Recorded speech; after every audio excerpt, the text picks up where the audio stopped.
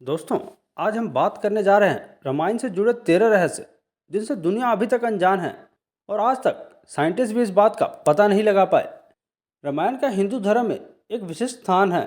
मनुष्य जाति के जीवन और उनके कर्मों का विशेष प्रकार से रामायण में विवरण दिया गया है। इसमें भगवान राम और देवी सीता के जन्म एवं जीवन यात्रा का वर्णन है। हम में से अधिकांश लोगों को रामायण की कहानी पता है, लेकिन इस महाकाव्य से जुड़े कुछ ऐसे भी रहस्य हैं जिनके बारे में लोगों को जानकारी नहीं है। आज हम आपके सामने रामायण से जुड़े ऐसे ही 13 रहस्यों को उजागर कर रहे हैं। दोस्तों, ऐसा माना जाता है कि मूल रामायण की रचना ऋषि वाल्मीकि जी द्वारा की गई थी, लेकिन कई अन्य संतों और वेद पंडितों जैसे तुलसीदास, संत एकनाथ इत्यादि ने भी इसके अन्य संस्करणों की रचना की है। हालांकि प्रत्येक संस्करण में अलग अलग तरीके से कहानी का वर्णन किया गया है, लेकिन मूल रूपरेखा एक ही है। ऐसा माना जाता है कि रामायण की घटना चौथी और 5वीं ईस्वी शताब्दी ईसा पूर्व की है। अब हम बात करने जा रहे हैं वो 13 रहस्य, जिसमें पहले नंबर पर है रामायण के हर 1000 श्लोक के बाद आने वाले पहले अक्षर से गायत्री मंत्र बनता है। जी हाँ दोस्तों, गायत्री मंत्र में 24 अक्षर होते हैं और वाल्मीकि रामायण में 24,000 श्लोक हैं। रामायण के हर 1000 श्लोक के बाद आने वाले पहले अक्षर से गायत्री मंत्र बनता है।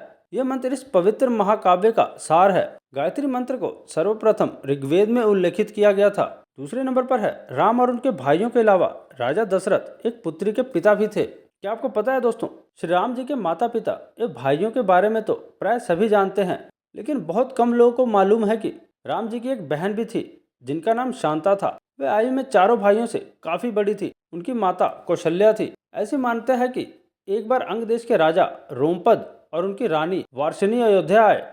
उनको कोई संतान नहीं थी। बातचीत के दौरान राजा दशरथ को जब यह बात मालूम हुई तो उन्होंने कहा, मैं अपनी बेटी शांता को आपको संतान के रूप में दूंगा। ये सुनकर रोमपद और वर्षिणी बहुत खुश हुए। उन्होंने स्नेह से उसका पालन पोषण किया और माता पिता के सभी कर्तव्य निभाए। एक दिन राजा रोमपद अपनी पुत्री से बातें कर रहे थे। उसी समय द्वार पर एक ब्राह्मण आए और उन्होंने राजा से प्रार्थना की कि वर्षा के दिनों में खेतों की जुताई में राज दरबार की ओर से मदद प्रदान करें। राजा को यह सुनाई नहीं दिया और वो पुत्री के साथ बातचीत करते रहे। द्वार पर आए नागरिक की याचना ना सुनने से ब्राह्मण को दुख हुआ और वे राजा रोमपद का राज्य छोड़कर चले गए। वो ब्राह्मण इंद्रदेव के बहुत बड़े भक्त थे। अपने भक्त की ऐसी अनदेखी पर इंद्रदेव राजा रोमपद पर बहुत क्रोधित हुए और उन्होंने उनके राज्य में पर्याप्त वर्षा नहीं की। इससे खेतों में खड़ी फसलें मुरझाने लगी। इस संकट की घड़ी में राजा रोमपद एक ऋषि के पास गए और उनसे इसका उपाय पूछा। ऋषि ने बताया कि वे इंद्रदेव को प्रसन्न करने के लिए यज्ञ करें। ऋषि ने यज्ञ किया और खेत खलिहान पानी से भर गए। इसके बाद उस ऋषि का विवाह शांता से हो गया और वे सुखपूर्वक रहने लगे। बाद में उस ऋषि ने ही दशरथ के पुत्र कामना के लिए एक यज्ञ करवाया। जिस स्थान पर उन्होंने ये यज्ञ करवाया था वो अयोध्या से लगभग 39 किलोमीटर पूर्व में था और वहाँ आज भी उसका आश्रम है और उनकी तथा उनकी पत्नी की समाधियां भी हैं। दोस्तों, तीसरे नंबर पर है राम जी विष्णु जी के अवतार हैं, लेकिन उनके अन्य भाई किसके अवतार थे? दोस्तों, आप सभी लोगों को तो पता ही है कि राम जी को विष्णु जी का अवतार माना जाता है, लेकिन आपको पता है कि अन्य भाई किसके अवतार थे? तो चलिए हम आपको बताते हैं।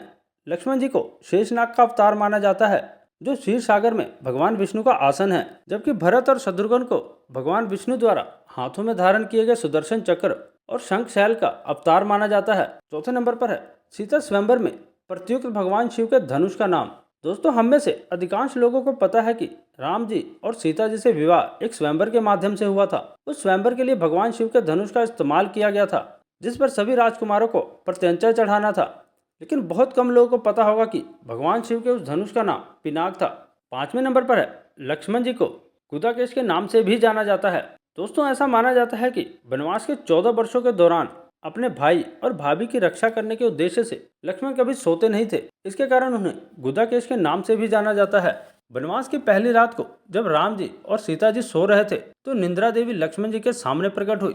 उस समय लक्ष्मण जी ने निंद्रा देवी से अनुरोध किया कि उन्हें ऐसा वरदान दे कि वनवास के 14 वर्षों के दौरान उन्हें नींद न आए और वो अपने प्रिय भाई और भाभी की रक्षा कर सके। निंद्रा देवी इस बात पर प्रसन्न होकर बोली, अगर कोई तुम्हारे बदले 14 वर्षों तक सोए तो तुम्हें यह वरदान प्राप्त हो सकता है। इसके बाद लक्ष्मण जी की सलाह पर निंद्रा देवी लक्ष्मण जी की पत्नी और सीता की बहन उर्मिला के पास पहुंची। उर्मिला जी ने लक्ष्मण के बदले सोना स्वीकार कर लिया और पूरे 14 वर्षों तक सोती रही।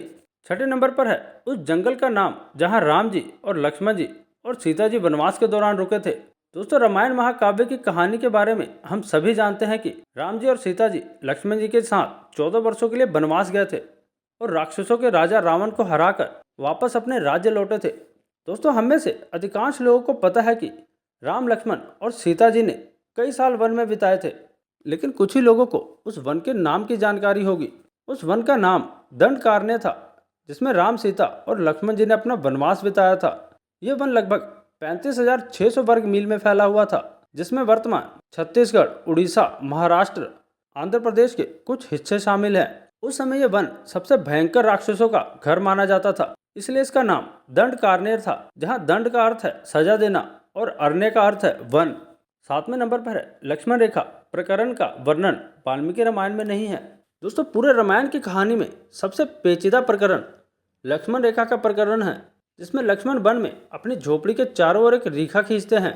जब सीता जी के अनुरोध पर राम हिरण को पकड़ने और मारने की कोशिश करते हैं, तो वो हिरण राक्षस मरीच का रूप ले लेता है और मरने के समय में मरीच राम की आवाज में लक्ष्मण और सीता के लिए रोता है। ये सुनकर सीता जी लक्ष्मण जी से आग्रह करती है कि वो अपने भाई की मदद के लिए जाए, क्योंकि ऐसा प्रतीत होता है कि उनके भाई किसी मुसीबत में फंस गए हैं। पहले तो लक्ष्मण सीता जी को अकेले जंगल में छोड़ के जाने को राजी नहीं हुए, लेकिन बार बार सीता जी के अनुरोध पर वो तैयार हो गए। इसके बाद लक्ष्मण जी ने झोपड़ी के चारों ओर एक रेखा खींची और सीता जी से अनुरोध किया कि वो रेखा के अंदर ही रहे, और यदि कोई बाहरी व्यक्ति इस रेखा को पार करने की कोशिश करेगा तो वो जलकर भस्म हो जाएगा। इस प्रकरण के संबंध में अज्ञात तथ्य यह भी है कि ये कहानी का वर्णन ना तो वाल्मीकि रामायण में है और ना ही रामचरितमानस में है, लेकिन रामचरितमानस के लंका कांड के इस बात का उल्लेख रावण की पत्नी मंदोदरी द्वारा किया गया है। 8वें नंबर पर है रावण एक उत्कृष्ट वीणा वादक था।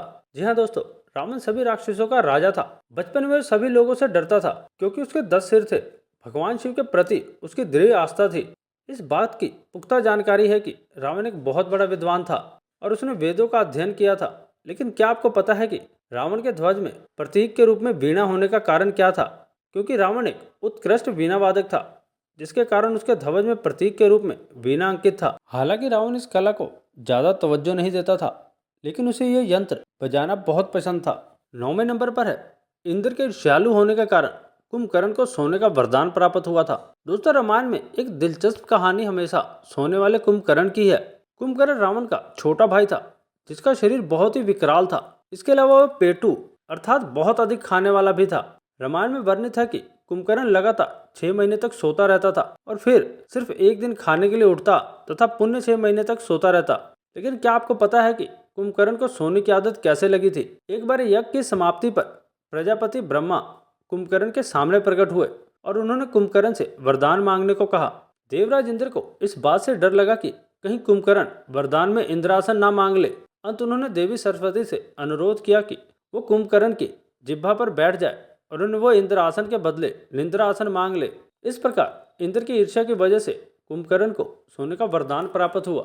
10वें नंबर पर है नासा के अनुसार रामायण की कहानी और आदम का पुल एक दूसरे से जुड़े हुए हैं। दोस्तों, रामायण की कहानी के अंकित चरण में वर्णित है कि रामायण और लक्ष्मण जी ने वानर सेना की मदद से लंका पर विजय प्राप्त करने के लिए एक पुल का निर्माण किया था। ऐसा माना जाता है कि यह कहानी 17,50,000 साल पहले की है। हाल में ही नासा ने पाक जल डमरू मध्य में श्रीलंका और भारत को जोड़ने वाले एक मानव निर्मित प्राचीन पुल की खोज की है और पुरातत्व विवादों के अनुसार इस पुल के निर्माण की अवधि रामायण महाकाव्य में वर्णित पुल के निर्माण काल से मिलती है। नासा के उपग्रह द्वारा खोजे गए इस पुल को आदम का पुल भी कहा जाता है और उसकी लंबाई लगभग 30 किलोमीटर है। तो दोस्तों, ये थे रामायण से जुड़े 13 रहस्य। क्या आप इन रहस्यों के बारे में जानते थे? अगर जानते थे तो नीचे कमेंट बॉक्स में जरूर बताएं और हमारे इस वीडियो को लाइक करके हमारे इस चैनल को सब्सक्राइब जरूर करें। तो मिलते हैं अगली वीडियो में। धन्यवाद।